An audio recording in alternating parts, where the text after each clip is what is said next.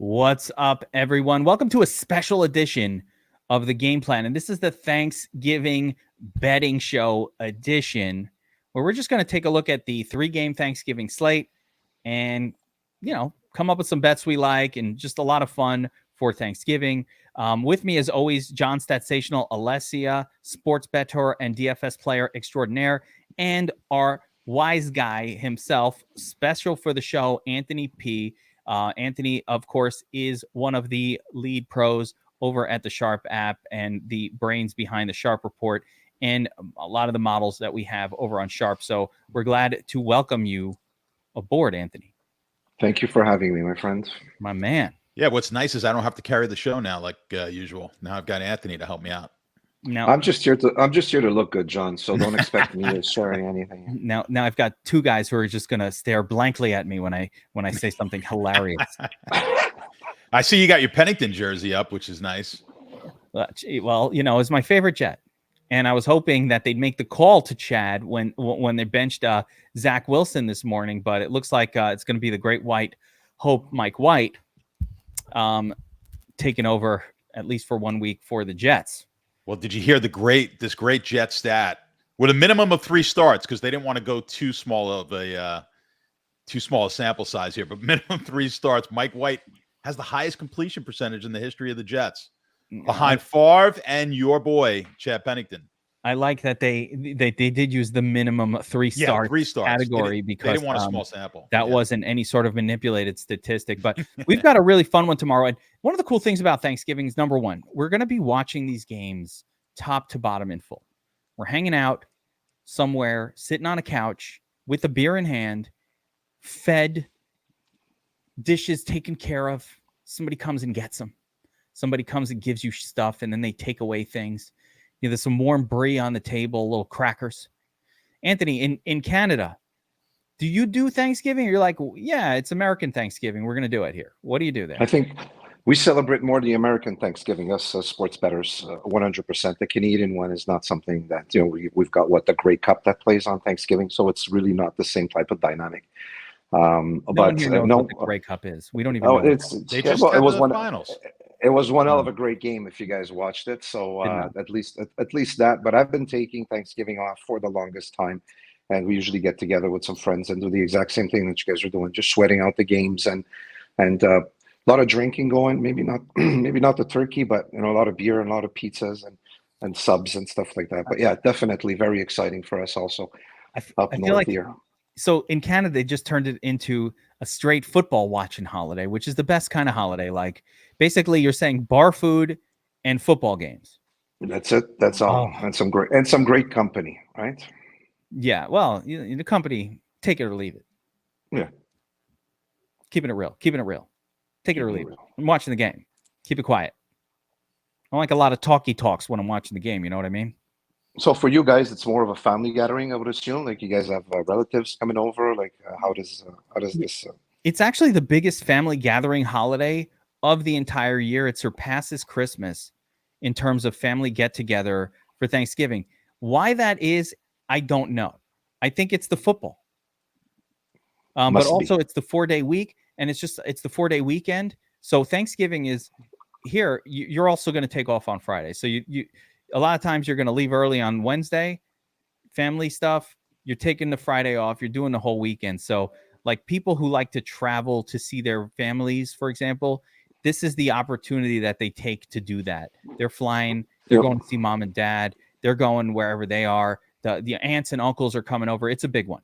And where I go, it's like a very Martha Stewart experience.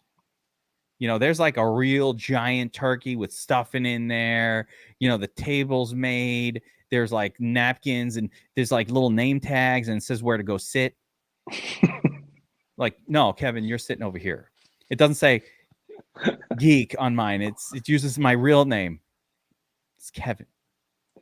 Says it. And you just want to make sure a TV is very close to you so you could follow all the action. When the meal part is happening, I go over there. I'm like, all right, guys, we're in between game 1 and game 2. We got about a half an hour. Let's run over, slice up some turkey. Let's get it going. And then game starting up in a few minutes. So you don't want to be at the table too long. I spend a lot of my time on the couch with like the warm brie. You know about you ever have baked brie? We did, yeah. That's a Thanksgiving special. wine. John can't eat the baked brie. It's Of dairy. course I can have it. You can eat have the dairy. I can't have gluten, man. Oh, okay. You can't have the cracker. You have to use a gluten. Yeah, cracker. but I'll have a gluten-free cracker. Yeah, it's less good. It's less good. Not as good. Well, that's good to know, John. I didn't know because my daughter's celiac. So there you go. I have celiac. Yep. There we go. We just learned something new, right? Yeah.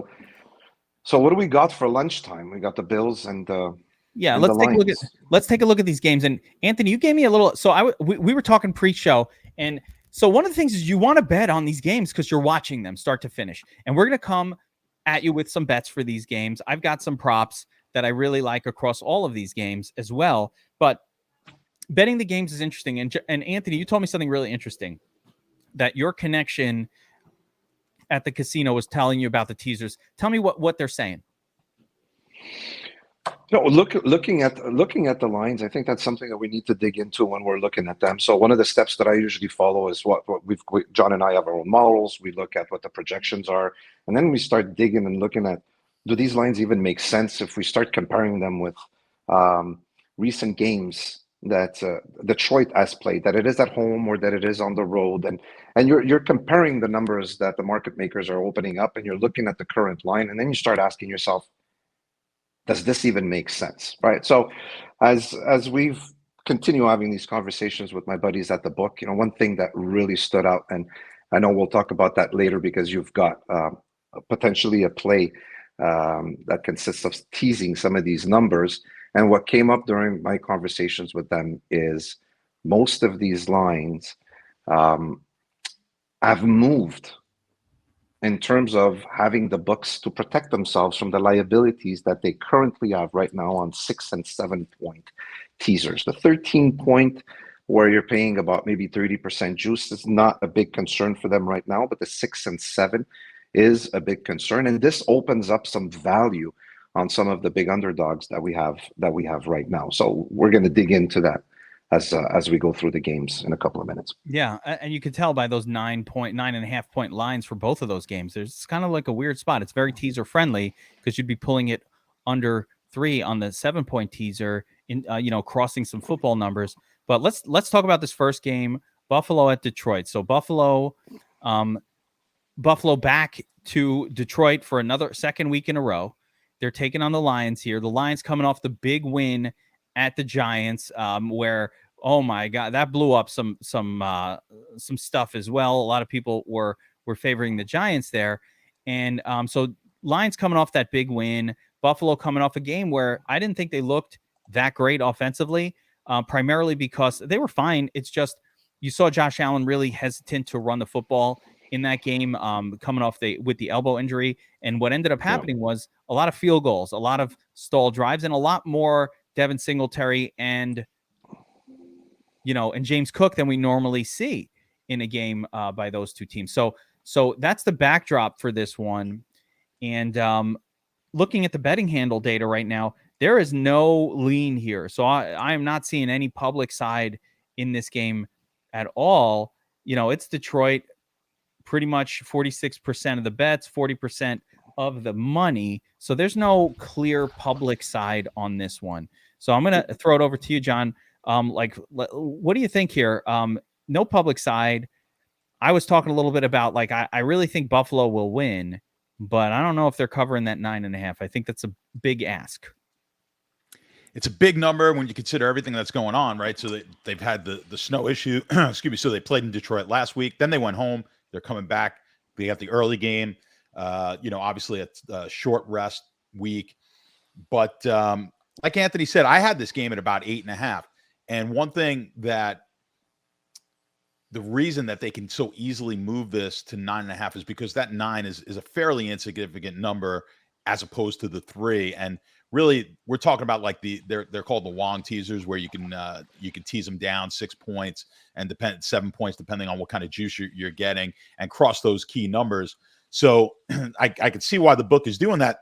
Excuse me. Sorry. They're not putting themselves at too big of a risk at putting this line up at 9.5 on the straight bets or on the bets against the spread, but they're certainly opening themselves up if they had this at 8.5 to to that 2.5 number if people are going to tease this down. And that's really the way most people are going to be teasing these. So, but just from the game standpoint, I still like Buffalo in this game, but I do think you're giving about a point of value here, but it's not that significant a point in my opinion. So my lean here, and probably the only side that I might be betting would be Buffalo, but I'm not all that excited about it just because of those reasons that I said with the short week and having to deal with what they had to deal with, the travel. Not an ideal situation, but we know Detroit at home loves to give up points. I have some interesting player props for this game, but Anthony, how do you see this one going down? And again, my concept for this one is I feel really confident Buffalo wins this game. But as far as like Detroit not hanging around enough to kind of, the 9.5 is a lot to lay. So I'm kind of looking at this idea of maybe teasing that down, but in general, how do you feel about this game just as a straight play? Look, initially this line opened up at -10 at the market makers back in November of 15th, towards the end of the afternoon. And back then the handle was at about 66, 67% on the Bills. And there's no sharp money on the side. There's no sharp money on the total. And what we're seeing on our app, it's the same type of same handle at our book, which now has balanced out to about 51% on the visitors, which is the Bills, and 49% on the Lions. This line hasn't really moved much. It really went from -10 to -9 to -9.5 to -10 to -9.5. So it's really, playing between that -9 and that -10. Sorry. But when we're looking at this line overall, and we're comparing it to, let's just say, when Detroit was playing in Minnesota, right? Let's just look at that. The Vikings were favored by 6.5 at home against Minnesota. Does it make sense that the Bills are -10 on the road when we're looking at Minnesota at 6.5 at home? So that doesn't make any sense. So I start looking at the other games and I'm saying, okay, we can make a case that the Bills are 6.5 points better than Green Bay when Green Bay was in Detroit, right? We can make a case, for that. But when we're looking at the Philadelphia number where they were -6, are the Bills really 4 points more than the Eagles when they were in Detroit? Yes, we can make a case on that also, because who knew that the Eagles were going to be this good this season? We knew they were going to be good, but who knew they were going to be this good? But then you start looking at the road games, and you're seeing the way Detroit got demolished in New England, but New England was the 3-point favorite. Are the Bills really 7 points better than than New England on the road? Like, these things don't start making sense. And then when we start looking at my Bills, I don't know what kind of curse, Kevin, your Jets freaking posted on him, but Allen hasn't been the same since that game. You got Detroit, that's the elbow injury. Yes, running quarterbacks transform with an injury. They transform. Yes. They're nervous. Oh, I'm mortal. He's experienced mortality. Yes. Right? It's like that time when I was feeling like I was driving, I was feeling chest pains. And I was like, I was 25 at the time. And I was like, I thought I was having a heart attack. Right. And I was like, I'm 25. I can't have a heart attack, bro. Like, what the fuck is it? But like, I experienced my mortality and I got scared. And I was like, all right. Then I told myself, I got to start eating better. I got to exercise. And like, for a couple of days, I actually, I got to stop smoking. And for a few days, I did those things because I felt my mortality. Yep. And then I forgot, like, a couple of days later, and I just went right back to what I was doing before. But for a few days, and that's what happens with these quarterbacks. For a few games, he's like nervous. Oh, yes. Maybe I shouldn't take off. My elbow's hurting. That one drop. Yeah. No, I agree. Then it changes. So let's talk about, do you have a side here though? Are you willing to lay those points on Buffalo? 9.5 is a lot to lay. I don't at all. The Lions are they've won 3 straight. And that's something that I never thought we were going to talk about this year, but they won 3 straight games. We're looking at the Bills not really looking the same. The number doesn't make sense to me when we're looking and we're comparing with previous games.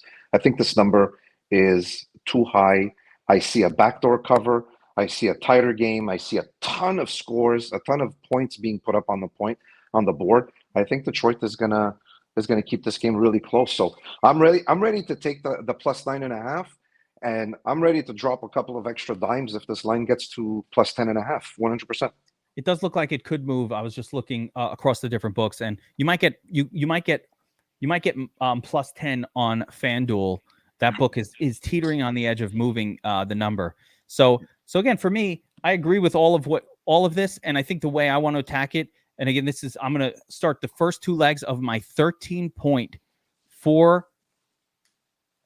parlay by teasing Buffalo to plus 2.5 and teasing the over to 41.5, which will get me a very comfortable over at 41.5.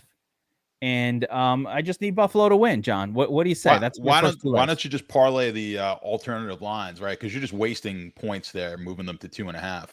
Like if that's your goal, take them on the alt line to like 2, so you save a couple of bucks there. And then if you want to tease down I hate teasing totals, by the way. It's the worst thing you could do is tease totals, right? Because the rent. But if you got your heart set on that bet, at least save a few bucks and don't bother. Well, like the plus 2.5 shouldn't matter. I don't like this style of betting at all, but I think that I want to bet the Thanksgiving slate. Like this is more of a fun bet. Yeah. These are plays I would not make on a main slate. I look for my 3 or 4 best plays, and I don't bet everything else. I just like last week we absolutely smashed the main slate, and it was great. I think I hit 7 or 6 of 8 bets that we put out there. It was spectacular, and it was just a really solid week. But again, I wouldn't normally bet these games. I only have one game that I feel like is a good bet against the spread, but I definitely feel confident the Cowboys win, for example. So my first thought was, hey, money line parlay. You can also just money line parlay Bills and Cowboys to win, but you're paying a lot. So let me show you what the juice looks like in that one here. If I just said, hey, let's just money line parlay these two 400 and minus 425, you're still paying minus 190 juice. It's a lot of juice to pay. I don't mind it. I think you can just do this, and it's very simple. Do a 2-unit play at minus 190 and just say, hey, I'm just playing it for the Bills and the Cowboys to win their games. It's been tradition that favorites win on Thanksgiving. I especially like the Cowboys because they're home. Short week. Giants don't have a lot of time to prepare. I think Cowboys should smoke the Giants in that game. So that's kind of the way I'm looking to play. And I can play this money line parlay, which is another way I did it, or to get it down from minus 190 to minus 130. That's where that 13-point teaser comes in. But obviously need a few more things to happen there. And I couldn't just do it against the spread because there's only 3 games we're really messing with here. So I'd have to include a game from Sunday, and I'm impatient. I need my money back so I can bet it again. Anthony, any thoughts on the total on this game, the Buffalo game? Yeah. Kevin cut me off, and I was about to get into the total. There's no sharp action. There's no sharp action on the over. It did the move from 50.5 to now 54.5. The squares are all over the over. There's zero indication here. There's even reverse line movement signals that I've seen where the money's coming, on the over, and the line is moving a little bit lower. But nothing makes sense here. It's all square money, John, from what we're seeing at the book here. Yeah, I mean, you can understand why, right? So obviously Detroit's played. I don't know what their record is as far as totals at home, but it just seems like almost every one of their home games has gone to the over. And Buffalo's defense, which is really their strength, has faltered a little bit here the last 3 weeks, right? So there's been a chink in the armor, and Detroit, one of the better offensive teams. One thing that Detroit does well is score. So I think that's the logic here in this game. I had it at 53. So, at 50, I definitely liked it. Now that number's kind of neutral for me. I don't particularly care for the 54. I think they put it at the right price, though, 54, because they're certainly going to be getting the public likes to bet overs in general, and they're going to bet overs on this game. No one wants to bet this game under. Yeah, well, it'll be hard. The over is 28-8 in their last 28 home games. Yeah, I mean, it just seems like every home game is a shootout, and it's 9-3 in their last 12. It just makes it's hard to go with the under. Detroit produces high scoring games this season. That's just what they do. That's all. let's talk a couple of potential props. I've got some props that I like in this one, and I'm going to go back to what I said before with Josh Allen seemingly a little more hesitant to run right now compared to usual, right? Normally, like last week we saw it. They kicked, 4 field goals. There was just a field goal fest last week, and the Bills don't kick a lot of field goals. They usually put it in the end zone. And I think it's the elbow injury and that hesitancy to run the football that was causing a higher field goal ratio than usual, but it also caused the team to hand off a little more frequently in the red zone. And Devin Singletary -125 anytime touchdown scorer is a really interesting prop that I grabbed here. Just I think, Singletary gets one in this game. And the other one I really like, and I'll give you the reasoning behind it, Gabriel Davis, anytime touchdown scorer, again, +105. And the Davis play, I've got a next level thought here. So Detroit lost their top cornerback this week, and I cannot remember his name. So don't ask me to say it. But their top corner injured. And the first thought would be, okay, that opens things up for Stephon Diggs, because now there's no elite CB1. But what I think is that guy, A, wasn't going to be able to cover Diggs anyway. But B, now Detroit, knowing that they don't have sort of a really good corner, might have to shift coverage over to help contain Stephon Diggs, who's coming off another, high volume, really good game, but just generally is the clear cut top choice. So if they're shifting coverage over to Diggs, that should open things up for Davis to at least get a touchdown. He's a touchdown scoring kind of guy. And you can get it here at +105, but I'm actually going to jump on the Sharp app here and see if I can't compare that across a few different books, because I think that we should be able to get Singletary. I think Singletary +125. Yeah, to score a touchdown. I think I might be able to find that. Let me see what the numbers are here. Here we go. All right, this is the beautiful thing of the Sharp app. You ready for this? If you go to right now, if you're on DraftKings, you're paying, it looks like anytime touchdown score, you're paying +105. Okay. Over on BetMGM, you could get +125. So just a quick comparison, and other books, you might be at -107, like FanDuel's -130. So look at the range of possibilities for this specific prop, depending on which book you go on. So yeah, go and bet it on BetMGM and get +125 rather than this +105 or the -130 you'd have to pay on FanDuel. How about that? Catch me outside. Catch me outside. Yeah, see, you laugh. See, you need Anthony. He laughs at your jokes. I think he's laughing at you, but still, it gets the reaction that you're looking for. That's fine by me. That's all well and good. So I mean, but there it is. So, do you guys see any props that you like for this first game before we move on to some of these other games? I haven't really looked at them a lot. I've been spending a lot of time looking at the numbers and figure out how much money I'm going to be putting on these games and at what time I'm going to put them, and am I going to be drunk or not drunk. So that's what I've been looking at. Drunk when you're placing it, or drunk while you're watching it? Well, now that said, drunk when you're placing it, right? So I've been very disciplined, so that's not an issue. But I like St. Brown, right? I like his receiving yards. He's healthier. That team is getting healthier. Depending on where you look at it, I could find it at 73.5, and I have it at, I think PointsBet also has it at 80.5, which makes absolutely no sense. But I see this number going up, but nothing official for me. I like the over, but nothing official for me right now. Amon-Ra, let's see here. Receiving yards 73.5. That's a nice prop right there as well. Yep. I don't know that I'd want to bet it. Dawson Knox, let's see, where's his 37.5.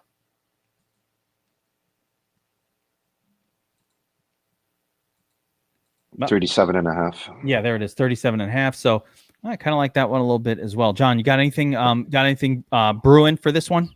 Not yet. I mean, I'm gonna post I'm gonna go through them all, and I'll have a post later on today for the app. Your Gabe Davis one is actually interesting to me. I don't play a lot of the touchdown props, but there's a little bit of value there. I think you can get yourself 5-6% edge on that bet just looking at it. And your logic is kind of swaying me now towards maybe throwing a couple of bucks, maybe a fun bet on that one. That's what I'm talking about. Unit, but I do like that bet.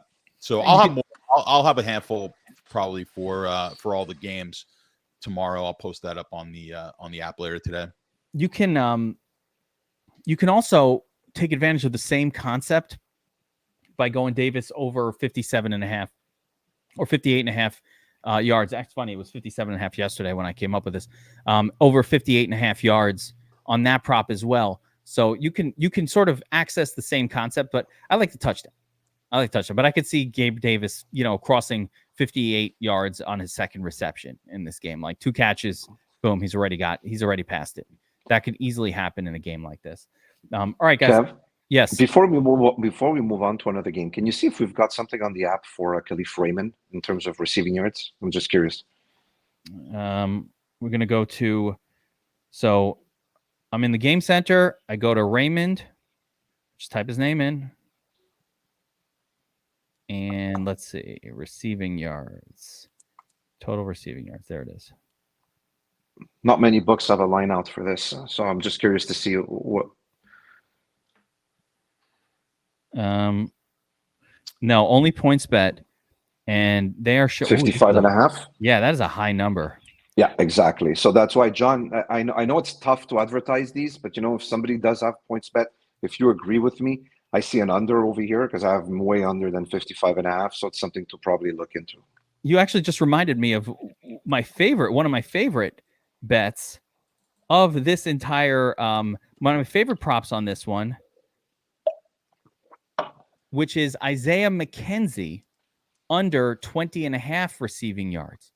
And one of my favorite kind of props to grab is when it's basically when it's a crappy player, right? Yeah. So, like a guy like McKenzie, he's getting more carries than he is targets. They're working Khalil Shakir into the role. Hang on a second here. Let me see if I could find this on the app. But total receiving yards, McKenzie is not showing up. There he is. So, yeah, on PointsBet it's 20.5. On FanDuel it's 20.5.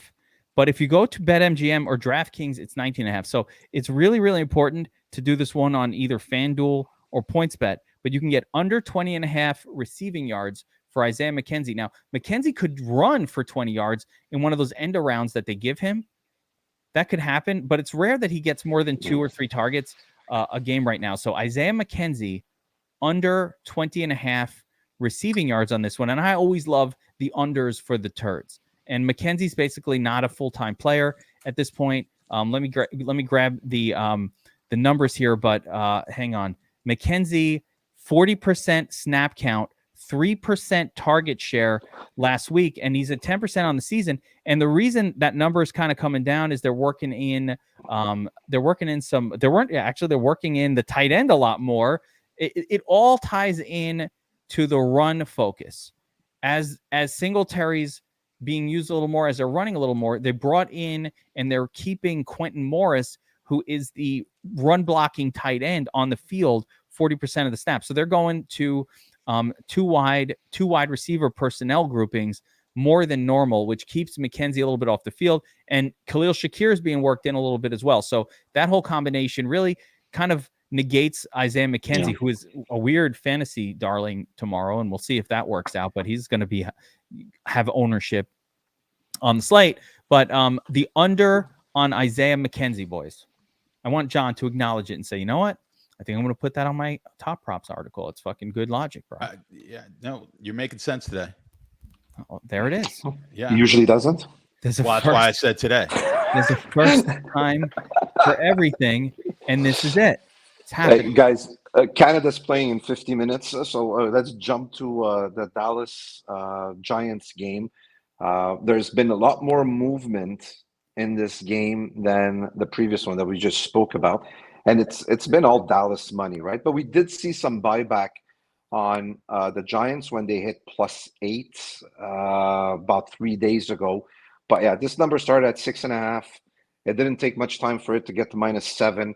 It got to -8. We saw some buyback on the Giants. We saw some buyback on the Giants. It dropped at 7.5, and then I think that's when all the teaser money started pumping in also on Dallas, and we just saw the line go from 7.5 all the way to 9.5. And like I was talking to you, Kevin, this morning, it's like nobody's betting the Giants. Like nobody is betting the Giants right now, and I like when nobody's betting on a team, right? I'd like to take the Giants. You got Jones, who's money on the road. I'm always going to support him on high spreads when he's on the road, where he's covering. He's a covering machine on the road versus when he's playing home. And before segueing to John, I'm maybe just going to leave you guys with this. The Giants are in the same spot that the Cowboys were coming into Minnesota, and the Cowboys are in the same spot than the Giants were when they got into Minnesota. So we don't have to go too far to remember that the Cowboys lost in Green Bay, which it was like the end of the world in Dallas, and Minnesota had a really big win, which was for me the best game of the year that I've seen up to now in Buffalo in dramatic fashions. That was amazing. So now, that was amazing. So now you got the Giants coming into Dallas after taking a beating against the Lions. You've got Dallas at home feeling really good about themselves after a big win against the Vikings. And this is a divisional game, and the number's at fucking 9.5. Like, give me the Giants here. Like, I don't want to look any further. Do I think they will win? No, I don't think they will win. But I think this game is going to be really closer than much of us are going to anticipate. Jones' release is awful, so that rush defense of the Cowboys, it could do some damage. So I'm expecting a lot of running over here from the Giants, and we know that Dallas is vulnerable, when we're looking at defending the run. And, divisional game, everybody's high on Dallas, the same way that everybody was high on the Vikings. I don't need to dig too far. Give me the Giants plus 9.5, even plus 10. I'd be even happier. And that's where it seems to be going, because the juice is at -15, -18 at most of the market makers. So that was my 2 cents on the Dallas Giants game. Yeah, I mean, you basically you stole what I was going to say, because we had that situation last week. We had a couple of those last week, and it worked out if you take the logic that we usually take, which is kind of fade both, fade the team off the great win, fade the team off the bad loss. It didn't so much work out in the Philly game, so I was on the wrong side of that one. I thought Philly would be in that similar situation, coming off that Monday night loss, out to beat the Colts. Colts had a dramatic win against the Raiders the week before, but I agree with you on this one as well. Dallas, their largest win on the road in team history, which is a pretty good history for the Dallas Cowboys, and they go into Minnesota, a team that had the best record in football. Probably not quite. I mean, in my rankings, I don't even have them in the top 5. They weren't in the top 5 going into last week. Certainly after that loss, they're not in the top 5. It jumped Dallas up to the top 5 in my rankings, and the Giants have sort of been lagging behind. And the thing, I don't know what your thought is on the Giants, but when you look at them statistically, they haven't been that great. The Giants, I think part of it, and it's too small a sample, but I when I see that in my model or in my rankings, oftentimes that's either the quarterback or the coach that's giving them a bit of an edge. And I don't think it's the quarterback in this situation. I think they've got the right coach here, who's going to be one of those guys who's going to outperform. His teams will outperform what the numbers show. We'll see. I mean, there's a long way to go in his career, and this is only, we're 10 games in, but I think he does give him an edge. Now, my numbers have it without factoring that in. I had this at 8.5 also this game. So we are getting a little bit of value, at least from my standpoint, on the Giants side of the game.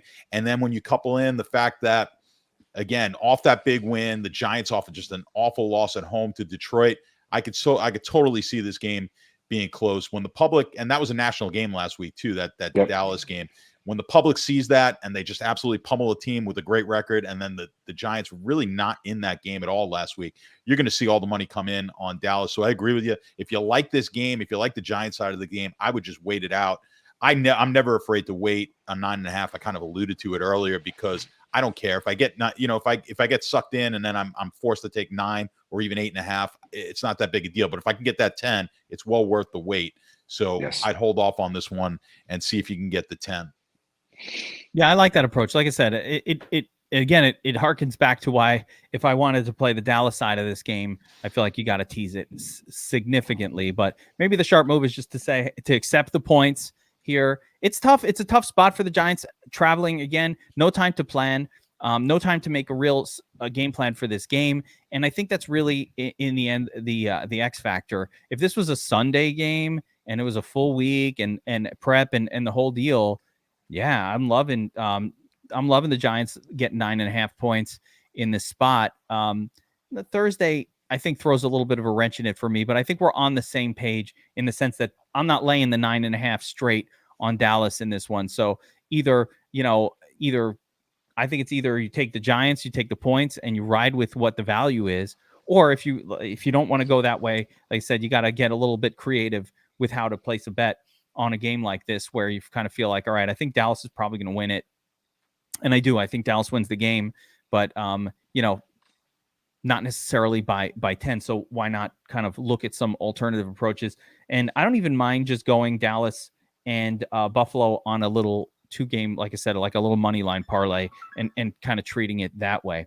As far as some props for this one of my favorite just general plays in this game is Dalton Schultz. I really like him overall. So I like the over on Schultz in terms of 37.5. Yeah, the 37.5 yards. Or if we went a different way, the reception total, which I believe is set at 3.5 for this one, and over 3.5 receptions. Schultz has been getting 7 or 8 targets per game since Dak returned to the team. And so, that's what he's been doing anyway. And then if you look at, Dallas specifically against tight ends, they're not particularly, the Giants against the tight end position, they're not particularly good versus tight ends. So the spot just says over. It screams over, and it screams over on receptions. And I'm trying to pull up the numbers here to see. These numbers change really quickly on some of these spots. So I just want to make sure that the number hasn't changed essentially since last night when I was going through these, but I believe it's 3.5 receptions. So we can grab the over for Dalton Schultz there. Let's see if I've got anything else for this one, but that's my primary. Do you guys have any, what do you think about that one? And here, I'm going to pull that up here and make sure that that's correct, but receptions, there we go. Yeah, it's 3.5. And actually, yeah, it's 3.5, and it's at this point -150 to bet the over. But again, if you look at recent history for Dalton Schultz, he's hitting that over pretty much every game with Dak. I don't disagree with you.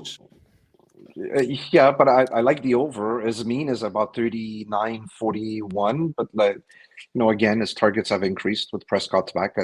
I could see that. I prefer Barkley rushing yards, to be honest. But to answer your question, yeah, Dalton, 100%. I like that one too. That's my spot. That's my spot on this one for a prop. It looks like Barkley receiving yards 22.5. Tony Pollard is 19.5 is interesting on the receiving yards side. You could get Barkley receiving at FanDuel for 20.5, and that's interesting also. John, you got any plays here?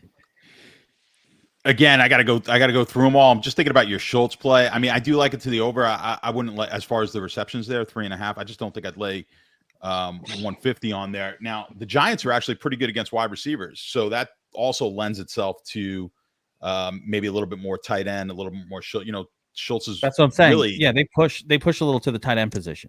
Yeah, so I could definitely see that going over. I just don't know if I want to lay 150 on there. Let's see what our projections say on that one. I didn't look. I've got another interesting one here for you that no one's gonna like, but I think it's actually not bad, and that's Zeke Elliott to score a touchdown at +100. My boy Zeke is putting in touchdowns. He doesn't do a whole lot else. I mean, if you look at it last week, now he's like he's the goal line guy. Yeah, he's doing nothing else. He's getting in the end zone, and you can get it plus 100. You know, it's just 50-50 straight up that he scores a touchdown. If you look at his last, Elliott's last four or five games, I think he's got, he's averaging about a touchdown per game in healthy games. So why not? Why not Zeke? I will say those touchdown props are so. The hold on those is so high because they're so hard to. It's so hard for the average fan to look and see just how much juice is being taken on those. That's why I don't play a lot of them. I don't. And there's a lot. I like I don't like any kind of bet where where I can't see both sides of it. That's a bet that if they played 17 times, right, he's got to score basically in like half of those games, right? Yeah, more. Yeah, yep, a bit more than that. Is it possible? Yeah, sure. We've got it. Our projection for his touchdowns is at 0.4. So obviously not. We don't like it as far as the projections at DFS Army, but yeah, in this game, we didn't talk about the total much, Anthony, but it may be just a feel here. I kind of like this game a little bit more towards the under than I do the over. I don't know how you feel about it. We were talking with Kevin before we started here, and my expectations are that the Giants are going to be running the ball nonstop. Right. You're looking at that pass rush defense from the boys. It's elite, right? And Jones is really slow to release. So either he's going to throw really fast and short, or we're going to have Barkley that's going to be running the show and eating the clock. Is the line agreeing with us? The total, it went from 43 to 45.5. No sharp money on it at the book. But again, the squares, we see a ton of square money during Thanksgiving. And yes, these are the type of times during the year where square money is going to move the line because the books have a 20, 30, 40%, sometimes more action coming in because of this. Same thing could be seen during the Christmas games in basketball. So, John, I like the under 45.5. To be honest with you, I don't see this game going over. And like I was telling Kevin, I don't see a blowout either. So this game should be. You would think if the game goes under, it's certainly going to be a Giants under, right? So, I mean, if you're going to parlay, if the game goes under, you got to feel like it stays within 10 points. So, which is often the case with these large point spreads, especially with a fairly low total. 45.5 is pretty average these days, but with a 10-point spread. So I think if you're going to parlay, if you like the Giants or you like the under, I think you have to kind of couple those together. And I think, I don't know, Anthony, you follow a lot closer the what's going on as far as the market, where the sharps are, where the square money is. I'm thinking there's potentially here where the sharps, as we said, the sharps don't bet every game. The squares will certainly bet every national game, and all three of these are national games. But the sharps may be sitting on the sideline here, just waiting for when the influx of square money comes in, and then be able to pick off some good prices here late. John, you are absolutely right, because I do a lot of reading. It really gives me a good pulse on is the information I'm getting from the sports book, which is offshore, exactly the same on the US side, which is trying to take more and more room, into moving lines and stuff like that. So when we're looking at the square in general, who's sitting down tomorrow, eating and watching this game, they know that these two teams have been playing the over in the last 13 games in Dallas. The over is 10-3. So these guys are getting ready, and they're getting ready for a lot of points. And the total is moving up, just like I was telling you, because of square money coming in. There's absolutely no sharps at the book that have been touching this total. And I'm probably going to be one of them that's going to be waiting for this line to hopefully get to 46, 47, and just take the points and bet the under, because I'm not going to bet the over and take the points. That would make no sense, right? So, yes, you're bang onto that. I share the same opinion with you there, buddy. I think we have a consensus, boys. For the second game, if you're straight betting it, take the points, grab the under, parlay the pair if you want. I'm showing on screen here, 2-pick parlay, get plus 272 to combine these two. So pretty good numbers for a parlay. And John, as you mentioned, if it's playing to the under, there's a decent shot that the Giants are kind of hanging around and staying within 10. I will iterate, though. I think Dallas wins this game. I think Dallas wins it. But, yeah, I like that under. And I think the under is straight playable regardless. And, again, if it's part of that 13-point teaser, I would tease up and play the under. So you could, as part of the 13-point teaser, you get Dallas plus 2.5 and under 59.5, which is, I have a hard time seeing this game going over 60. Anything can happen, but it's just a bet anyway. But anything can happen. But I do not see it. Dallas defense is really good, and Giants defense is pretty good. So you've got two really good defensive teams for all intents and purposes that play the low-scoring games that like to run the football. There's just nothing about this game that says lots of points going to be scored here. The styles, none of it kind of looks that way. So let's go to the nightcap here. Patriots at the Vikings. Patriots coming off a monster win in the last second against the hapless New York Jets, and they're coming in as 2.5-point road underdogs in a game with a 42.5-point total. A couple of interesting defensive metrics for this game. Specifically, the Patriots are really good against opposing running backs. They are one of the best teams in the league at stopping the run, which is interesting because the Vikings are a heavy run team. So the Patriots can do a little bit to negate that just with their elite run defense. I think that the Vikings will have to attack via the air. The other interesting sort of side note for this game is normally people say, Belichick can game plan and take players out and blah, blah, blah. There's no time to game plan. There's no time to install a game plan. Nothing. They're on the road. They can't sit down and figure out how we're going to stop Justin Jefferson. They don't know. There's no time for that. We got to go. We got to play. They got to fly on Wednesday. It's a short week. So I don't know that will come into play a whole lot. The game total here is sitting at 42.5. So we've got, Vikings at home, more prep time with the whole favorites win on Thanksgiving theme happening for them. I like the Vikings. I like giving up the 2.5 here. I don't think you had to mess with it too much. I think the Patriots just offensively have not looked good this year. Mac Jones has been pretty weak. And, that's kind of the way I'm playing this one. What do you think, Ant? I have absolutely no interest in this game. These teams scored a total of 1 touchdown last week, and we saw the way that the Patriots scored. So I'm looking at this game. I'm looking at the numbers. You say Pats, I say under. The minute somebody mentions New England Patriots, I'm just going to go under. They're impressive defensively, offensively.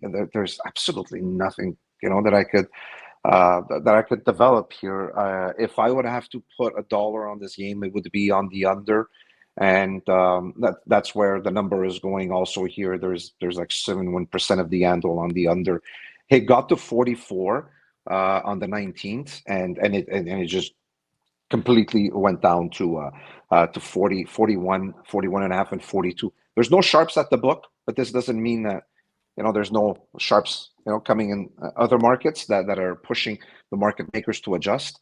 But the one angle I've got over here is the under, and there's not more that I would do. And it kind of sucks that it's the last game because I'm not expecting a very exciting game.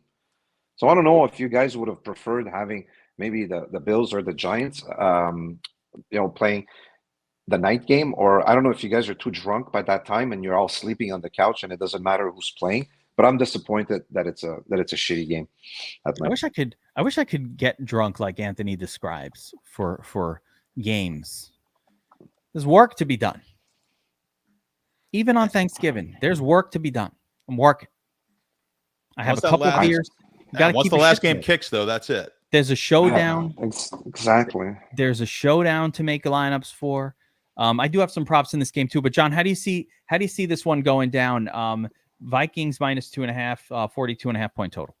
Yeah, I mean, I agree with what Anthony's saying here. When you got to be thinking about the under in this game. I mean, I had it at 41 on my model, and the line at 1. Minnesota favored by 1 here. So, not far off from where the market is right now. You're talking about teasers. I love teasing the 2.5 up to 8.5 on those 6-point teasers. So I like that here, especially in a game that should be tight, low scoring. Those teasers have been I've been doing those teasers for years, picking my spots. This has been the worst season ever on these teasers. It's been a wacky season. And I didn't check, but before the games last week, I posted something about this 3.5-point dog straight up.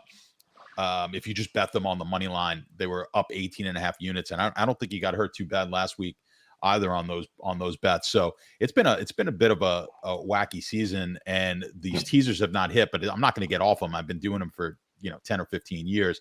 So I'll probably find something. I'm going to probably tease New England up, and I'll find something on the weekend to pair that with. I don't like either of the first 2 games to do that teaser, but I think when we think about Minnesota, we're thinking more offense. Like Anthony said, he thinks New England, the first thing he thinks of is the under. And I think when you look at the total, it's leaning towards more of a New England style game. I think that's what they're anticipating. So I think this is going to be a boring game as well. Odd to say that for a 2.5-point spread game where we're like, we've got 2 games that are 9.5 points, and those are the ones that we're anticipating being a little bit more exciting than this one. But that's just the way New England plays.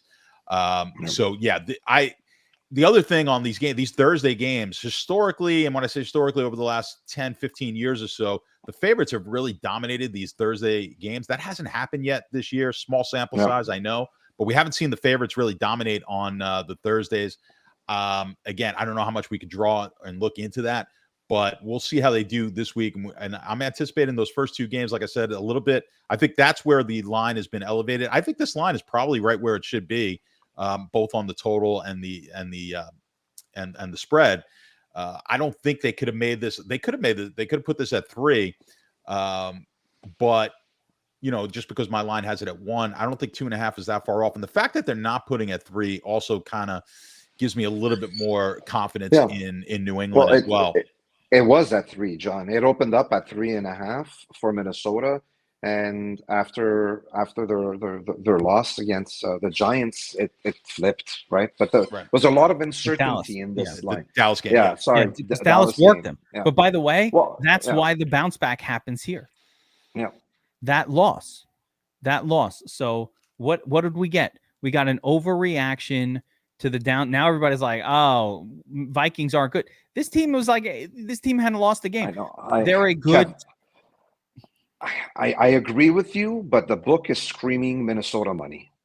That's what the book is screaming right now, because you can't go from -3.5 to -2.5, and we've got what? Yeah, exactly. New England money. Sorry, no. Well, I mean, Minnesota's at -2.5 right now. Right, but it went from 3.5. They moved it down to 2.5. Yeah. So they're looking for Minnesota money now. Oh, yeah.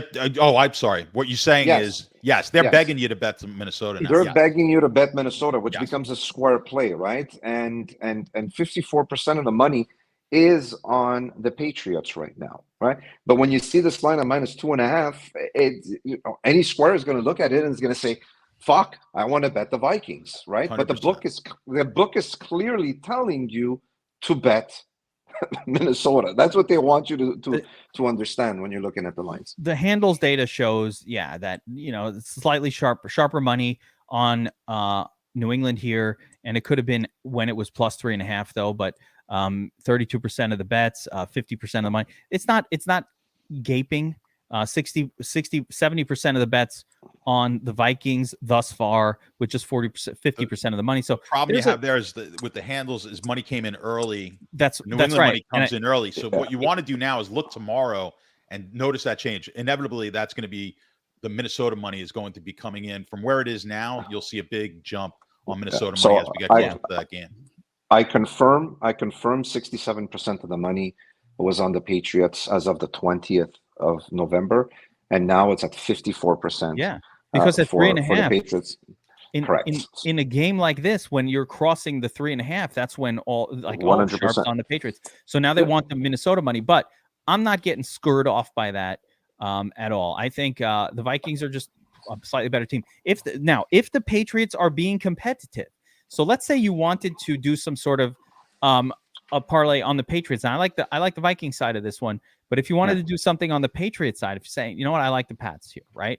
So I would combine that with the over on Ramondre, either to score a touchdown or yards. You have to choose the touchdown score. The touchdown for Ramondre is plus 110. So I kind of like that one. Get a little plus money in there. The other side of it would be just the rushing prop. And let me put this on screen.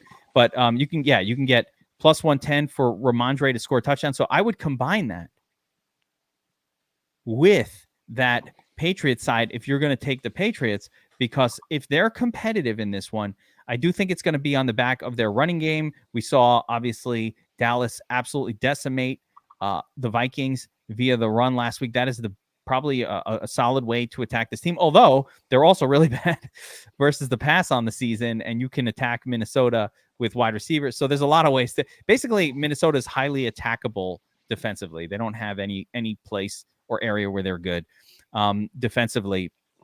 The Patriots on the flip side, very, very good against the run. So if I'm attacking, if I want to hit the minus 2.5 on the Vikings, I would look to pair that up potentially with overs on either my favorite is really Hawkinson. So I would pair it up with the over on Hawkinson receiving yards here. Let me get to that one. Receiving yards, TJ Hawkinson, 45.5. Hawkinson been getting between 9 to 10 targets per game in the first 3 games with the Vikings. They love Hawkinson, and Patriots actually do funnel to the tight end position. That is their weakest coverage unit because their outside cornerback play is very good, and they're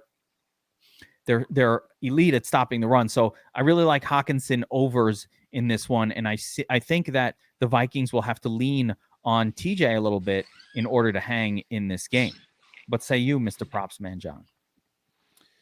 Mr. Propsman John has, like I said, I've got to go through the entire slate, but I'm also trying to take care of some soccer DFS right now as we're getting close to the to the kick. So I've got to make some swaps on soccer DFS. So I'll let Anthony wrap this one up while I try to do that. We've got 20 minutes. Good job. Good job. Yeah, good job. Okay, I've got a square play over here, Stevenson. It's a square play. I know everybody's going to be on him. His receiving yards. Last time I saw was close to, I think it was 26.5. Kev, I don't know if you have it in front of you. 28.5 on receiving yards. So, all right. So it went up. Why am I saying it's a square play? I mean, look, it's just you're looking at his targets since the Detroit game in early October. Where he was averaging about 16 in his first 5 games, and then it exploded to 5, 8, 8, 7, 6. Those were his targets, right? So we see an increase there, and we look at his receiving yards, and again, it was very low at the beginning of the season, and now he's averaged over close to 60 in almost 3 of his last 4 games, right? So when you're looking at the 26.5, 28, it seems a little bit low, right? So that's the one that if I got to throw $1, I'm going to try and have some extra fun. If I have no money on this game because I just don't feel like it, because I don't like it, I'll probably just follow John and his props, but I'll make sure that I sneak in a little bit of Stevenson in there.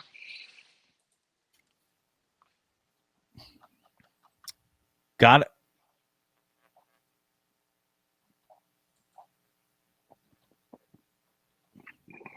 I just texted my buddy at the book to see if he could send us the numbers, updated numbers, but he's not working right now. So I would have loved to close the show with this, but we're gonna have to wait. And if ever you guys want some updates, make sure on that note, you know where to find us. You know where to find us, right? They don't know where to find us. So where do you find us? Make sure to go to Sharp App, join our Discord. You can get in our free Discord, the Sharp App Discord, talk sports betting. Of course, if you go and download the Sharp App and you sign up for Pro, you'll be in our premium Discord where we tip our bets, we share everything, we strategize, and you can get the official plays, talk betting strategy with other with other betting enthusiasts as well as our staff, Anthony, John, find out all the sharp sides and whatnot. And of course, you get everything premium that comes with the Sharp app. The betting models been crushing, the prop models, the betting models been crushing